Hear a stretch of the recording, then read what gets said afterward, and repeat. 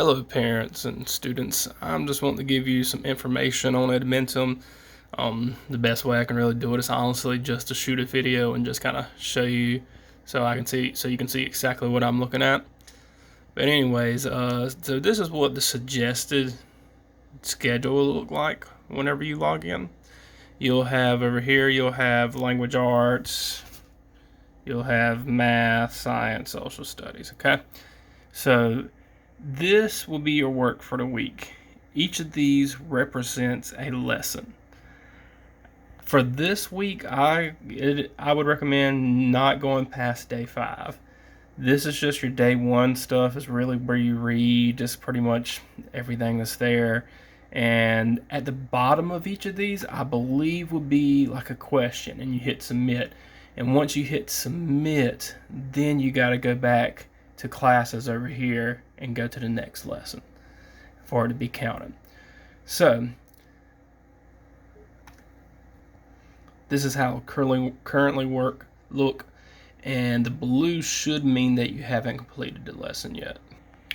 It will be green like this whenever you've actually completed the lessons. Now when you see submitted means that you turn something in to be graded or to be checked by me. Whenever you actually have to have an actual assignment that's submitted, it does go to me for grading and to be checked. And this is where your grades for school will be coming from. So they will have completed on them when they are done. Like I said, do not work past day 5.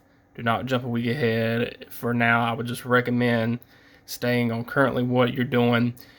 From a parent perspective, I would go in and make sure that your child has completed everything, because in each of these lessons is many components that I will not ever see. There will be many components that you as the parent will see. There will be journals, different diagrams and things that they would do that does not get turned into me, but does get seen by parents, and parents are the ones who are responsible for checking to make sure these get done. So I have no way of actually seeing these, but I want to let you know where they are. I'll give you some examples for math. So for example, if we're looking at this Understanding Whole Numbers Part 1 lesson, and we start with this warm-up, these are going to be problems that the students are going to have to just write down themselves. I recommend having a math journal, a language arts journal, science journal, or a piece of paper. It's honestly however works best for you and your household. But you can see that the lesson goes on from here, and at the bottom there will be a little skills check. But if you do not click on these links, you will miss the majority of the actual problems that are in here. So for example, it says read pages 1 through 3 in Math Focus 5A. So whenever I click on that, it'll actually take me to the math book. Great thing about these books is it will actually read for you. Do you know that scientists have identified more than 1 million species of insects in the world? So for these, I'll need to read these pages. This is the most valuable information your student is going to get from this.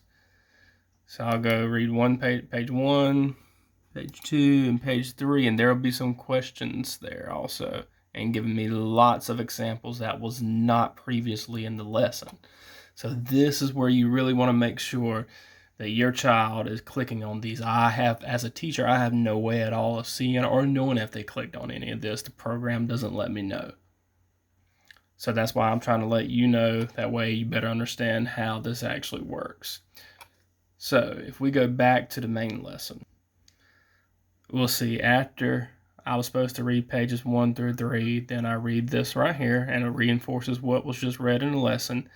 And then this is where I'm going to actually practice. It'll be a skills check. Complete the quick check on page 4. So I make sure I'm on the correct page, and this will be the skills check. Now for these math pages, there is absolutely no way to click in them or do anything like that. It's not digital.